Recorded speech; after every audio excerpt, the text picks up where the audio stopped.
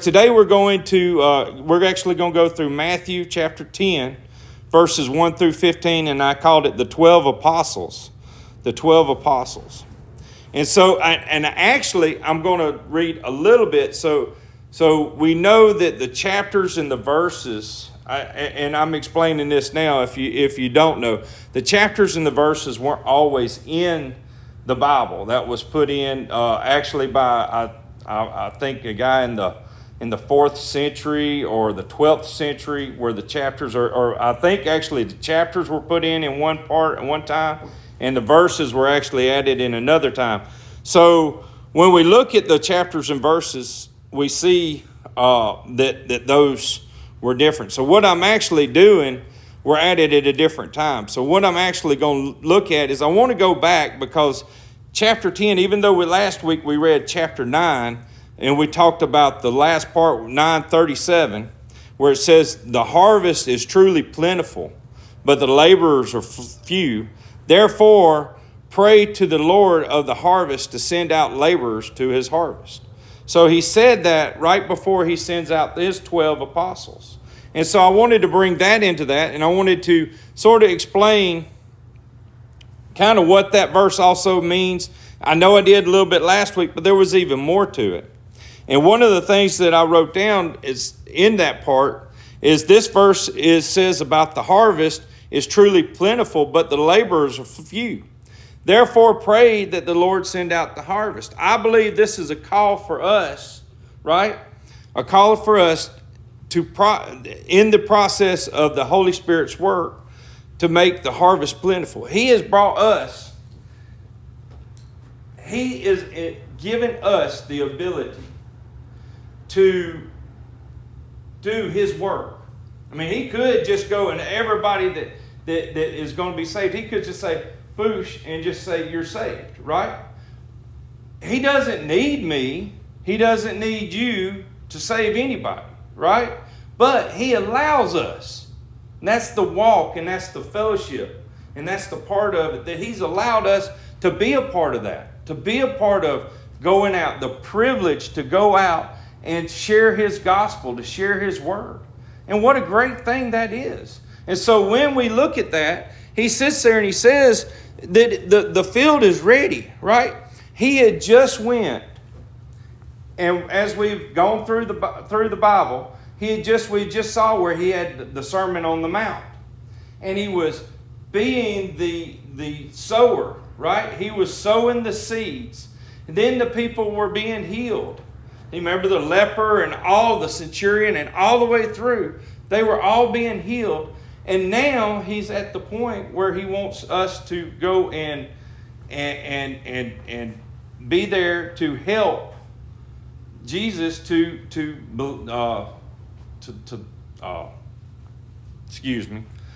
wants us to help, or not necessarily us, but the disciples to help to go out and witness, to go out and do the things, right, that we need to do. So that's one of the things that I see is that the harvest, like I said, is plentiful, but the laborers are few. There's few laborers. There's not enough people. And Jesus knows that. But I think that's another thing that tells us when we look at the laborers are few. One of the things is that we see as the laborers, there's not as many. There was only 12. There was actually 70 and stuff, but he sent out the 12. But he's talking about us too, even into this day and time. So that was one of the things that I wanted to talk about right there before, because I feel like that part actually goes right along with Matthew chapter 10 and talking about the disciples.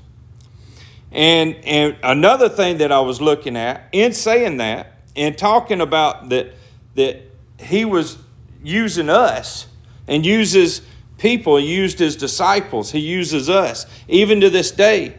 One of the things, if you look in John chapter 4, 34 through 38, Jesus said to them, my food is to do the will of him who sent me and to finish his work. Do you not say there are 4 months and then comes the harvest? Behold, I say to you, lift up your eyes and look at the field, for they are already white with harvest. And he who reaps receives a wage, and he who gathers the fruit to eternal life, that both he that sows and he who reaps may rejoice. For in this the saying is true, the one who sows and another reaps. I send you to reap for which you have not labored, and others have labored, and you have entered into their labors. So, like I said, once again, when we go back and we look at just looking at that part of the verse in John where he was talking about, Jesus had done all of this work, done all these miracles, done all these things, preached the Sermon on the Mount, healed people, even brought a girl back to life. And the people around saw that. And yet the people, the disciples that were there at that time, they didn't really do those miracles. They were watching him. And yet at the same time, as they were teaching, Jesus was teaching them how to go out and to witness and how to be. So he sends them out. And so, like I said, where it says right here, some people sow and then you reap, and that you're all a part of that. So I wanted to show how that was all connected all the way through Matthew. I think it's all connected, even going into chapter 10 with sending out the disciples. And another thing, when we look at that even more, that he uses us and even uses us today, here in 1 Corinthians 3:5-9, he says, Who then is Paul and who is Apollos, but ministers through whom you believed, as the Lord gave each one. I planted, Apollos watered, but God gave the increase. So then neither he who plants is anything, or he who waters, but God who gives the increase. Now he who plants and he who waters are one, and each will receive his own reward according to his labors. For we are God's fellow workers, and you are God's field. So that's another thing to think about. Who is that harvest? Paul right there just says that you are that field. So when we look at the harvest out there, it's the people that's out in the world. That's the harvest. And God has granted us. One person goes out there, like I was sharing about that movie, The Chosen. Some people, it gives them that level that goes out. They may see this, and that's just a little part of what brings them to salvation. And yet Christ uses all things. He uses the very worst of us. Look at Pharaoh. He used them. He's not going to waste. I don't think God wastes anything. If a person's not going to trust in Christ, he's not going to be there, God will use him for it. And there's scripture to prove that through the scripture. I just don't remember it now, but I've read it, where he doesn't basically waste anything. He will use you for whatever it is, whether it be good. He has the power. He's the clay. He molds the clay, and he can mold it for honor or dishonor. So, that's one of the things that I look at. And so he goes out there and looks at that field, and we're that field. I was once needed to be harvested. Now, once again, like I said last week, there's two harvests in the Bible. There's two parts. There's this harvest that we're the harvest, and then there's the harvest at the end of the time where the angels come and reap the harvest, and those are going to be the ones that's going to go out, that's going to go to everlasting damnation. So, there's where the angels pluck them away. So, there's a difference right there. All right, so let's get back to Matthew chapter 10, where we actually started. But I wanted to bring that into the case because I wanted to show where God is actually using these disciples. He didn't have to use them, like I said, but he chose them. And then, a lot of times how we look at things, and let me not get ahead of myself. So let me go ahead and read Matthew chapter 10, verses 1-4. And when he called his 12 disciples to him, he gave them power over unclean spirits to cast them out and to heal all kinds of sicknesses and all kinds of disease.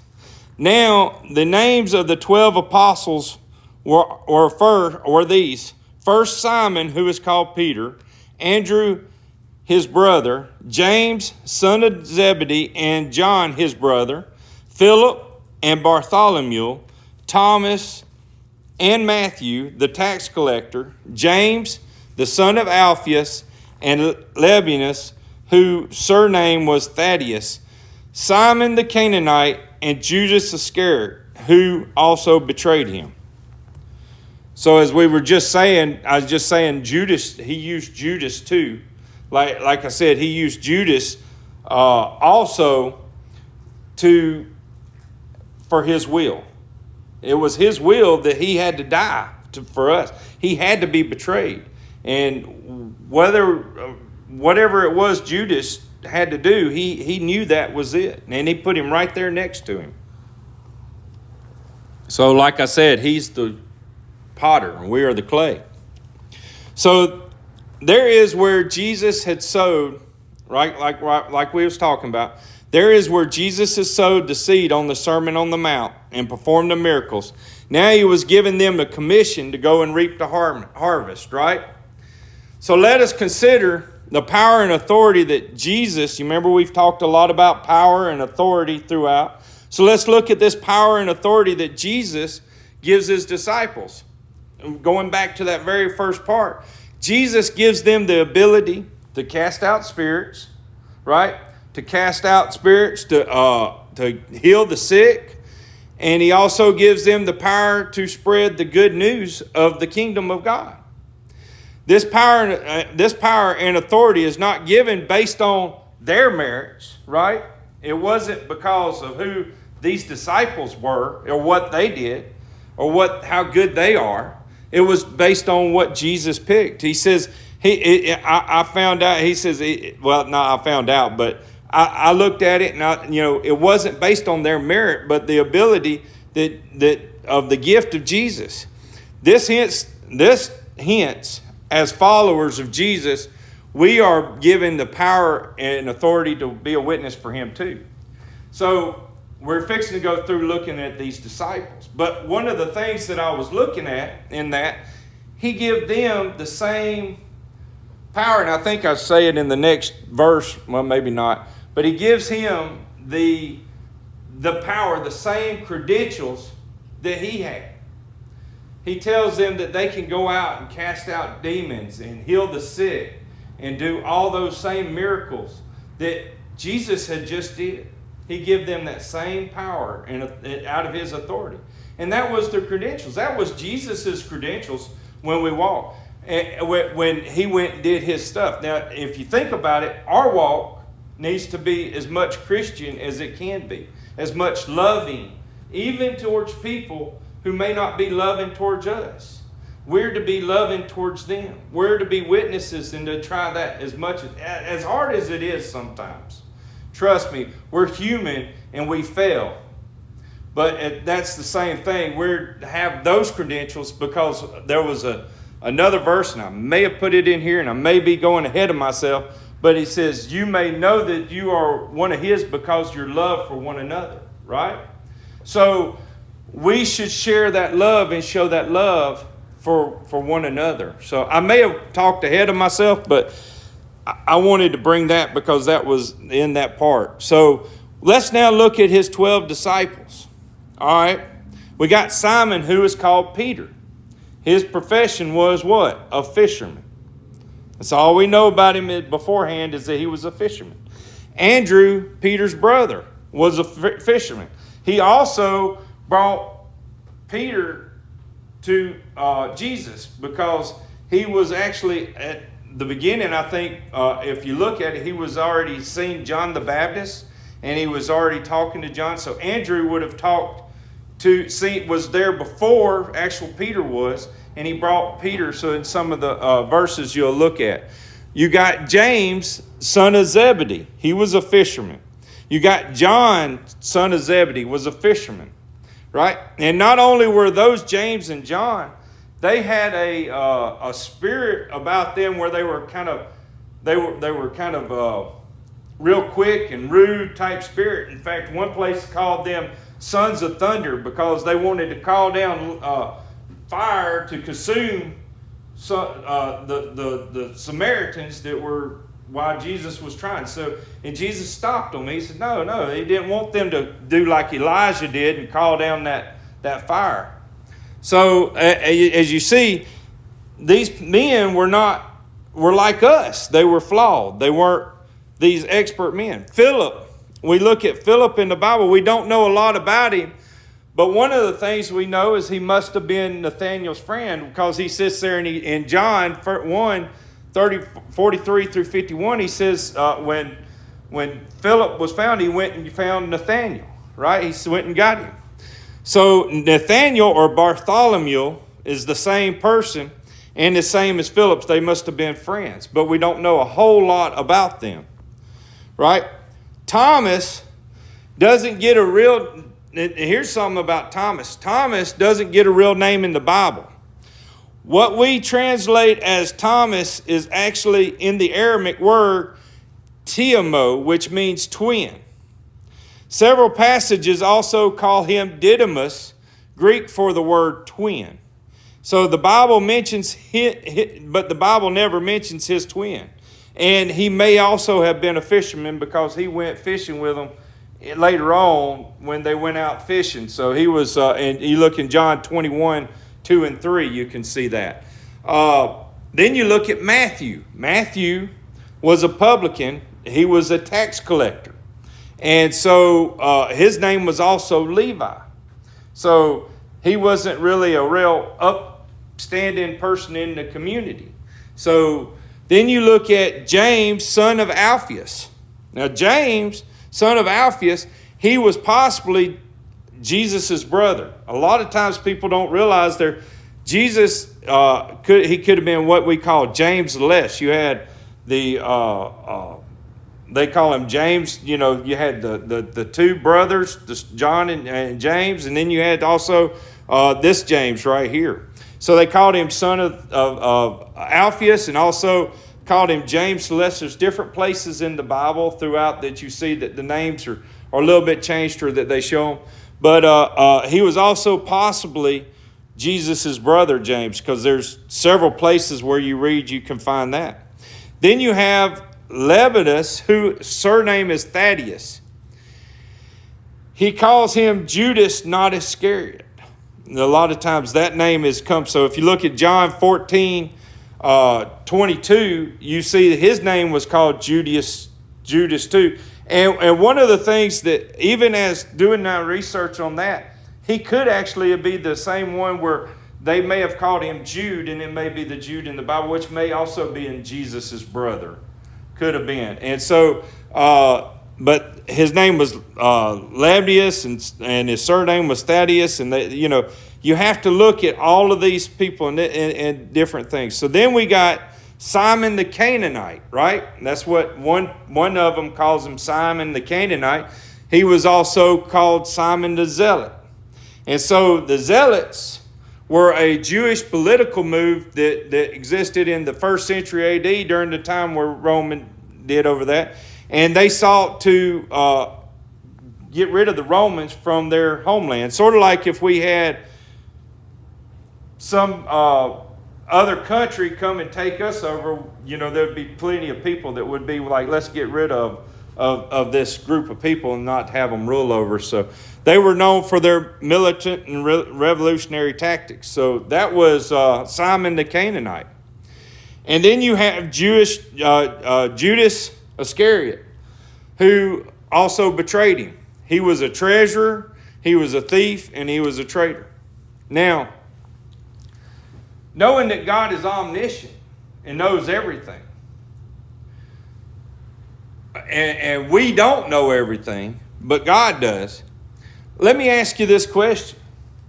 He knew all these people and who they were and their parts and how they were. If you didn't know who he was, then God knowing who he is and who he was going to make them, but would you have picked those people to be the leading out your church, to be the leaders, the ones to begin? That would be a hard thing. If it was me or anybody else, we would go out here and go to we got to get us somebody that's a doctor, PhD, They got to know everything about every bit of the Bible, everything. They got to be perfect in all that they know. If we're going to lead the church, if it was And Jesus yet knew that these men had their flaws. He knew, and all of us should take great comfort in that, because each and every one of us have a flaw. We're all sinners, but we all have our own personal flaws. That we probably will go on to the day we die, that we'll live. But yet, God has chosen us to go out and help people. So, ain't it wonderful that God is who He is and how He is? You know, that's one of the things. You know, like I said, and why did Jesus pick these people? Why? Well, you know, one of the things that I got to looking at in this was when you look at 1 Corinthians chapter 1, 26 through 31. It says, "For you see your calling, brethren, that not many wise according to the flesh, and not many mighty, not many noble are called. But God has chosen the foolish things of the world to shame the wise. God has chosen the weak things of the world to shame the things which are mighty, and the base things of the world, and which the things which are despised God has chosen, and these things which are not, to bring to nothing the things that are, that no flesh should glory in His presence. But of Him you are in Christ Jesus, who became for us wisdom of God, and righteousness, and sanctification, and redemption, that it is written, He who glories, let him glory in the Lord." So when I put together, He picked those disciples, and He picked me and you and every one of us to go out and go to His fields. He didn't pick us because we were great, because we were something. If we were something and we were great, you see what comes of that. Those people, their spirits and their edifications, oh, look at me. God uses the base things, the weak things of us, so no man can say, look at what I done. Everything that I bring to you, everything that I do, is only through Jesus Christ. It's nothing of me. Man, I'm nothing. You know, as far as that goes. It's only through Him. And the same thing through those disciples. And He did that to show and to share with us that we are able to go out and to preach the gospel to others. That we are able, if we read our Bibles and we study and we do those things, that God will use us mightily and to bring people to Christ and to bring people to Himself. That's the main goal. He wants us to bring people. So when I look at why did He choose those guys and why did He choose us, it's because He doesn't want us to glorify us and who we are, but yet to glorify Him and give praise to Him. He is a mighty God. He's an awesome God, and I love Him for that, because He gave me a chance to come out here and to preach His gospel, to preach His word, to teach it. He gave me the opportunity. He gives each and every one of us to go out and witness and to be priests to people outside of us. Every one of us should go out there. That's one of the things. Like I said, once again, I believe that that first part where it talked about the harvest is plenty, but the laborers are few. I think that's one of the things that is just like it was at that time. It is the same right now. There are many people out there that's ready to be harvested to come to Him. But are we out there? Do we go Monday through Friday through Saturday when we're out there? Do we go out and we talk to people about Jesus? And I'm not saying force it on them. If they don't want it, He sits there and He tells you later on in this to kick the dust off your feet and go on. Not to even really waste your time on it. But we are to sit there and go out. And part of that is also, like I said, when his credentials, he sent them out, right? And he sent them to, he went out and he sent them and he said, you're going to have the same power that I have to heal the sick. So right now, even today, we have the same power, and maybe not to heal the sick like we seen in that time, because the credentials are already laid, but maybe we should go out there and love one another and show that love and be next to each other and show our Christianity, to show our credentials. And that's part of that. So that's part of it that I think he's done. So then we're going to go to Matthew 10, 5 through 15. And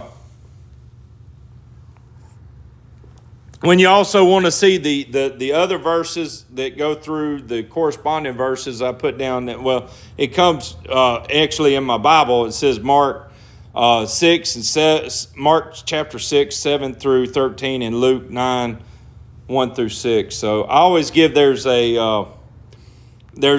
the Gospels, it also shows other places in the other Gospels where it's talking about the same thing. So I always try to share that those verses when I can. So let's read right here. It says, and these 12 Jesus sent out and commanded them, saying, do not go into the way of the Gentiles, and do not enter a city of the Samaritans, but go rather to the lost sheep of the house of Israel. As you go preaching, saying, the kingdom of heaven is at hand, healing the sick, cleanse the leper, raise the dead, cast out demons. Freely you have received, freely give. Provide neither gold nor silver, nor copper or money belts, nor bag for your journey, nor 2 tunics, nor sandals, nor staff, for a worker is worthy of his food. Now, whenever the city or town you enter inquire who is worthy, and stay there till you go out. And when you go into a household, greet it. If the household is worthy, let your peace come upon it. But if it is not worthy, let your peace return to you. And whoever will go will not receive you, nor hear your words. Then you depart from that house or that city, and shake off the dust of your feet.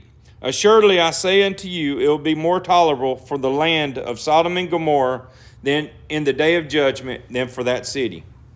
So as we look at it, I go back to that first part in verse 5. We're going to look at 5 through 7.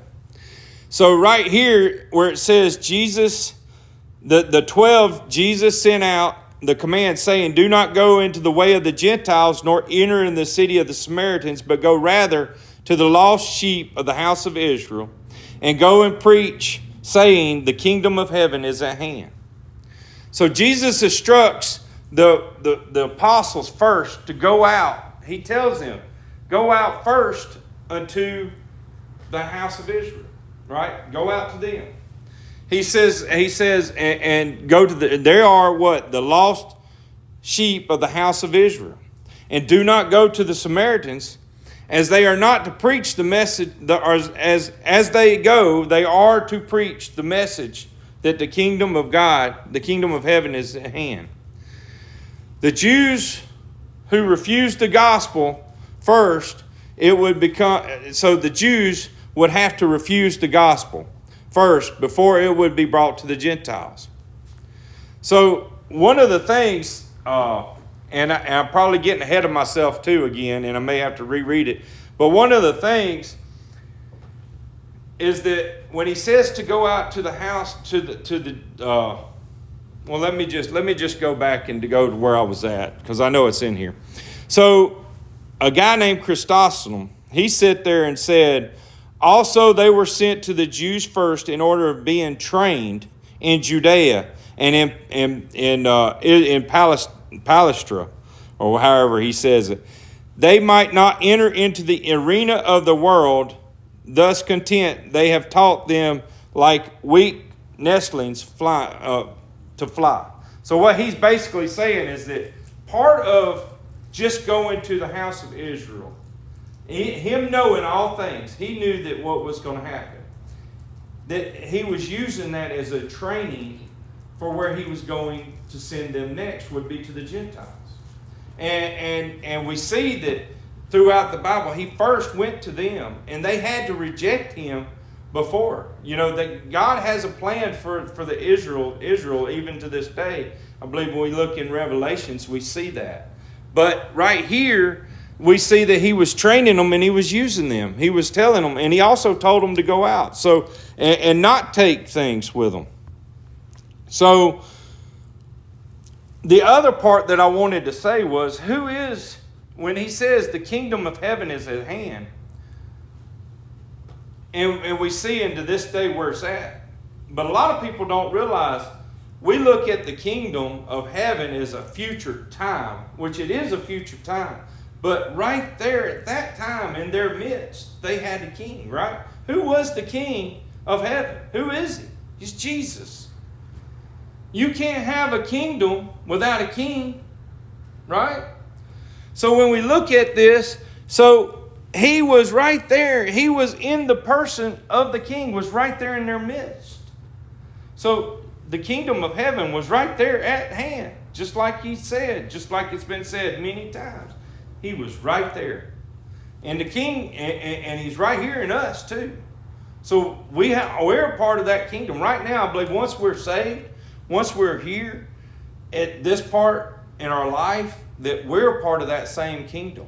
And we may not realize it, but I was sitting here thinking, and a lot of times you know, as I've said before, you look forward to that time when Jesus comes, or he comes and takes us back, and you look at all the things in the world that's happening and all the things that's terrible, and you're like, well, one of the things me and my friend talks about with all the political stuff that's happening and all the wars and rumors of war, well, if the nuclear war happens, then not really worried about it, because I'm going to be right there with Jesus. It's not that big of a deal anymore, no more. But one of the things is, we look at, there's going to be a future life and a future kingdom. And we was talking, I said, one of the things is, we're already in that part of that kingdom that we may not realize. That right now, we're in a training, we're learning. We're learning about Christ. We read our Bible. We go out and witness to people. We go out, and some people may come to Jesus, and some may not. We may be a part of that ledge, wherever that we are. But we're right now in that eternity. Eternity has already started for us as Christians. So I really do believe that we're already a part of it. And so we're just to do that work. Remember, not too long ago we was talking about the death part is just going through a doorway. It's just like, I'm ready to go through that door. And that's all that is. It's a door to go straight to Him. And so we shouldn't fear that death. Death has lost its sting for those who believe. And that's a wonderful thing that Christ has done for us. So He sends them out, like I said, back to going to verse 8. To heal the sick, to cleanse the leper, to raise the dead, to cast out demons. Freely you have received, freely give. So, like I said, so this is a training in sense to help their faith. If you see Him doing this, and then He gave you the same power, wouldn't that even convince you even more? I mean, as I wrote that, think about that in your head. Here you have watched Jesus through the Sermon on the Mount, through healing leper and raising the dead and doing all that. Now He said, okay, you've got this power. Now you go out and you do this. You raise the dead. You heal the sick. You preach in my name. You do those things. And you see that happen. Would that not convince you even more that Christ is who He is and who He says He is? And they had to go through that training. That was a part of that training for them, I believe. That was a part of it. He uses many things. I'm sure there's more other things that maybe I didn't, catch in a commentary or catch in reading or whatever. But the Holy Spirit led me to say that was a part of the training that we go through even to us. Even though we may not see some of those same things, He's given us the power to, each and every person has to have some sort of thing they can't explain in their life, the miracle. I built a house out here, and I'm going to tell you one of the things that happened to me one night. Hurricane Ivan came through. I didn't have a roof. The guy that was building my house, he left, without, he had ended up hurting himself. Later on, he had a heart attack, but I called many people out to help me to try to figure out how to get this roof on this house. And so I was sitting there one night, and that Hurricane Ivan was coming up, and the wind was blowing and everything, and I had it all opened up, and I was trying to cover with plastic and tarps and everything to keep it done. And I had just had a guy that took some of my money that I had saved up, that he took it and went on, and didn't do anything of what he said he was doing. In fact, dumped nails in blocks, acted like he had used nails that I'd already paid for and just filled up my cinder blocks with nails. And so I was sitting on that up top, and I was sitting there basically upset because every time I tried to nail something down to keep the water off of something, the wind blew, and it knocked out power and everything around here for a while. The wind would blow and everything, would back wet. And so I give up. I sat down and I said, Lord, Jesus, I can't do this. I can't do this. Here I am trying to make a place for my family, and I can't do this. I don't know what to do. I said, you're a carpenter. Please help me. I've got to have your knowledge, your help. The next day, my spirit had changed. And y'all know the outcome. I built that house. And I couldn't even build a roof on a doghouse afterwards. When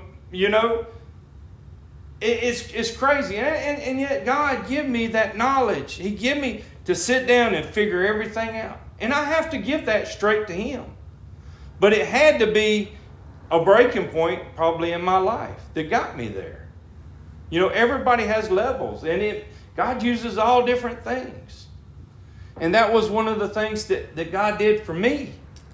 And I just thank the Lord for that. But that right there, just like these guys would have went out, God give them, He did the same thing for me. And I'm sure each and every person around here, if they attribute what they've done to God instead of trying to be prideful, not saying us, but other people, it would be that God give them that knowledge or intelligence to do certain things. Maybe we show them how that has happened for us. Maybe they can then attribute to God. You never know what you're going to say in just a basic conversation that may bring somebody closer to Christ. So, back again, he said, I wrote after I said that, these would be the same credentials, the same ones that he has. So he give them those powers to heal the sick, cleanse the leper, raise the dead, and cast out demons. Freely you have given, freely you have received. He would have given them the same credentials. So people around there saw them. And when we look at the freely you receive, freely given. One of the things, freely you have received, Jesus calls His disciples to share the blessings of the kingdom, with no exceptions of being compensated. We are to do the same things. We are to share what God has given us with others. We don't expect anything from it. He give it to us freely. We should freely give it to others. We should go out and witness. When we go out and witness, don't expect you should get something for that. God's going to give you something. That's your actual gifts. That God's going to give you the crowns. The part says that you have the crowns Those are gifts that are real. But you shouldn't go out and say, look at what I've done and look at this. A lot of times, like I said, back where Jesus has sit there and said before, don't let your right hand know what your left hand's doing. Or it might be the left hand know what the right hand's doing. One or the other.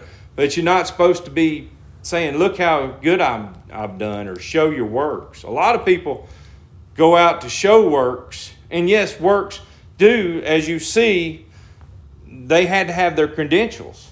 So those works will manifest themselves, though, a lot of times. You're not got to go out and say, look at what I've done.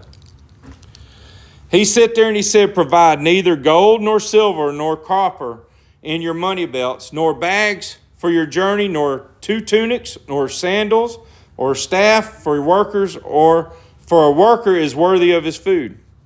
Now this right here, I believe this would have been a temporary instruction during that 3-year ministry of the Lord. And there's a reason why I think that would probably be a temporary for them at that moment. Because later on in Luke 22:35 and 36, he said, and he said to them, when I sent you out without money, without bag, without knapsack, without sandals, did you lack anything? And they said nothing. He said to them, but now go, he who has money bag, let him take it, and he who has a knapsack likewise. And he who has no sword, sell his garment and go buy one. So that would have been probably a temporary time, but that was another thing, showing proof. It was to help them to see that they didn't lack anything, then to depend on God. We, to this day, need to also have that same dependence on God, where regardless of what happens, we're not to worry about tomorrow, for the things of tomorrow's got its own trouble. We're the same way when we go out and we do things. We're not to worry about it. God will provide for us those things. He even says, even the birds and the lilies of the field have clothes. So if things go bad and things go south here in the United States or wherever you are at in the world, not to worry about it if you trust Christ. Ultimately, He's going to take care of you. You got to trust in Him, though. I believe you definitely have to trust in Him.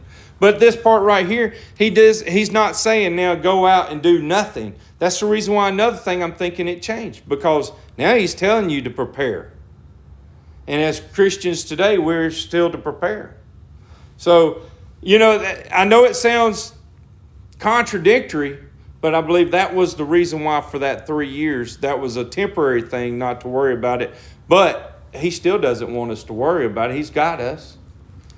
Just like when I built that house. Look at all that worrying. And once I give it to Him in His hands, everything clicked. And that's my own personal thing that God has done for me. So He'll do those things to you. But that didn't mean I didn't buy a hammer. That didn't mean I didn't buy a nail. I didn't mean I didn't read a book. There was a lot of books I had to read, a lot of things I had to learn. I had to learn how to use different type measuring devices and stuff, and I can't think of the name of it, even though a square. I had to learn how to use a square to cut a rafter. There's a lot of things about cutting rafters. You have to have a square. You have to have it just right where when you do it, the end boards will fit perfectly. And you cut all that, and you cut the little notches in your seal and everything. And you got to know where that's at. And you got to know where it goes. And God, I believe God give me the knowledge to look at the right books, to look at the things to make that. So, but He gave me that spirit of peace. That as I was building it, I had that peace that I knew what I was doing. And that was one of the things. So now when he entered the city, it says, now whatever city or town you inquire, who is worthy, who is in it is worthy, and stay there till you go out. So I believe that was another temporary, because we don't see some of those things. Now, maybe that's on our part where we're not maybe doing our part we should. Maybe we should provide. As I was reading this, some people had talked about a prophet's room. that some people, because of, I imagine these passages in the Bible, when they build their house, they'll build a house and set it apart to the side of their house, a room out of it, for anybody who comes to, whether it be a missionary or whoever, that they would take them up and let them live there. So some people do that. Maybe we don't do that. Maybe that might be the reason why Jesus had told them later on in Luke to go ahead and take your money bags, because you got to buy like maybe a motel or rent a motel or something like that. Maybe because people wouldn't be as much into the hospitality. But at the time, he says that whoever's worthy. So we should always have hospitality towards other people. And so that's one of the things, although I believe that was maybe something that might have been temporary during his ministry. So it could be either or. And then when we look at Matthew 10, 12 through 13, it says, and when you go into the house, greet it. If the household is worthy, let your peace come upon it. But if it is not worthy, let your peace return to you. I believe this is meant for us to be peaceable in all encounters, in those encounters. The same with us. So we can't control how people are peaceable to us, right? All you can do is be yourself. In anything is be yourself. You can talk, but you can't control how other people will respond to you. But you can control how you respond to them. So with the peaceable, be peaceful to everybody, but then just bring your peace back to you and just go on down the road, to somebody else. But be peaceable too, right?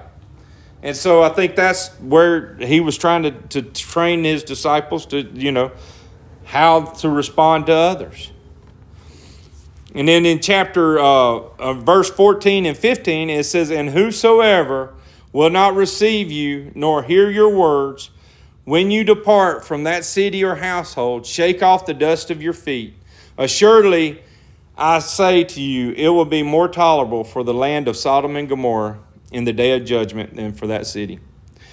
In this part, I would say it stays the same.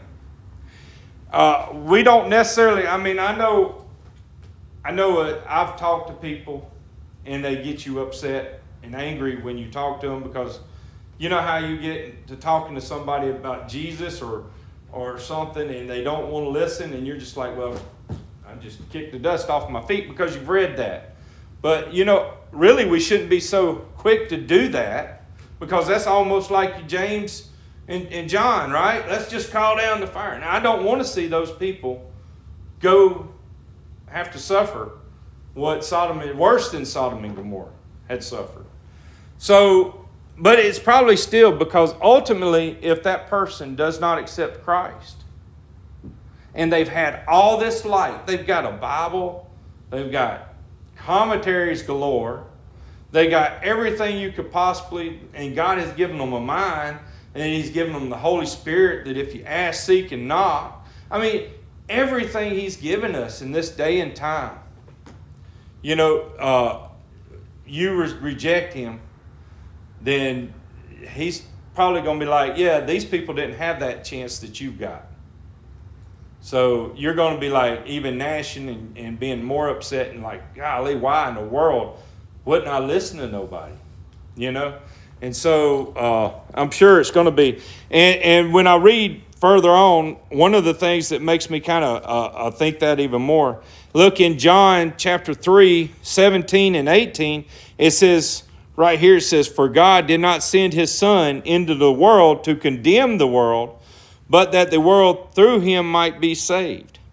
He who believes in Him is not condemned, but he who does not believe is condemned already, because he has not believed in the name of the only begotten Son of God.